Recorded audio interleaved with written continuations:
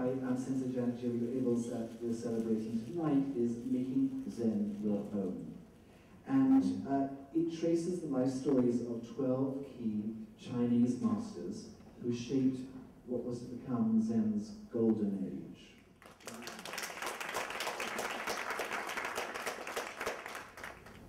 Zen is about exploration of the unknown. It is about leaving the safety of one's accumulated mind-based knowledge and its sense of certainty, and moving ever so slowly into the unknowable, unimaginable experience of absolute or essential reality, which is none other than one's very self.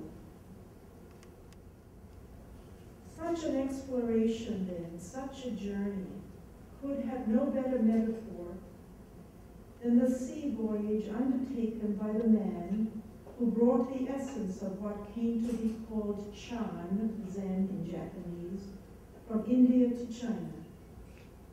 His name is Bodhidharma. Who was there in China to encourage him?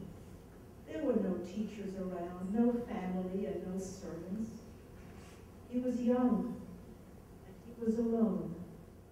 Perhaps we can find in his journey the courage to steer ourselves ever deeper into the perilous waters of our own particular unknowns, just as he did.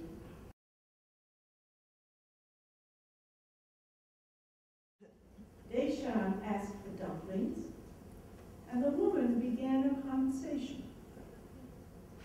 Reverend monk, what are you carrying there in your heavy pack? Oh, those are my notes and lectures on the Diamond Sutra. I am an expert on this sutra. I'm well known for my interpretation of its meaning. Oh, really? Well, I will ask you a question, and if you can answer this question, you will get the tenjin for free. Wonderful, replied Deshan, perhaps with a small smile of satisfaction at the prospect of a free meal. Which mind is eating the tenjin?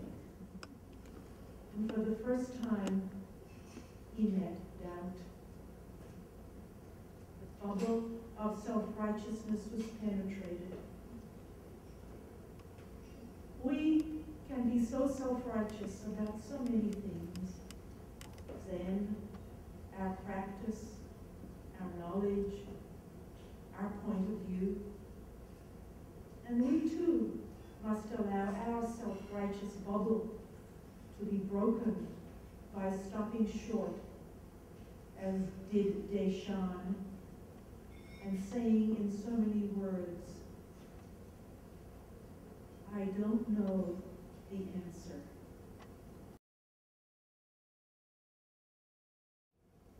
Two arrivals came to the front door. To the first arrival, he said, have you been here before? No, I haven't. I'll have some tea. To the second arrival, he said, have you been here before? Yes, I have. I'll have some tea. The head monk overheard this and asked, why did you tell each of them to do the same thing? They're different and should be treated differently, he implied. Head monk, Zhaozhou exclaimed, yes, master. Go have some tea.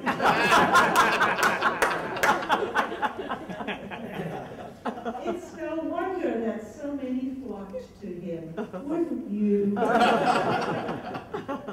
would Zhaozhou want us to remember him? Surely there can be only one answer. Go have some tea.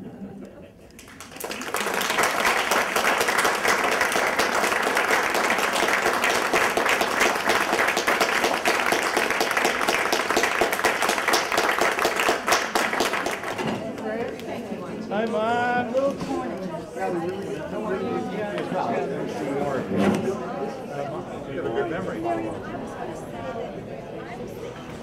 And they're great stories, and you know, I'm planning on telling my grandchildren these stories. I think there was an easy chemistry there that allowed the editing process to go pretty well. And we didn't get into too many fights. I think my mother and I got into one fight over a comma, perhaps, or something like that.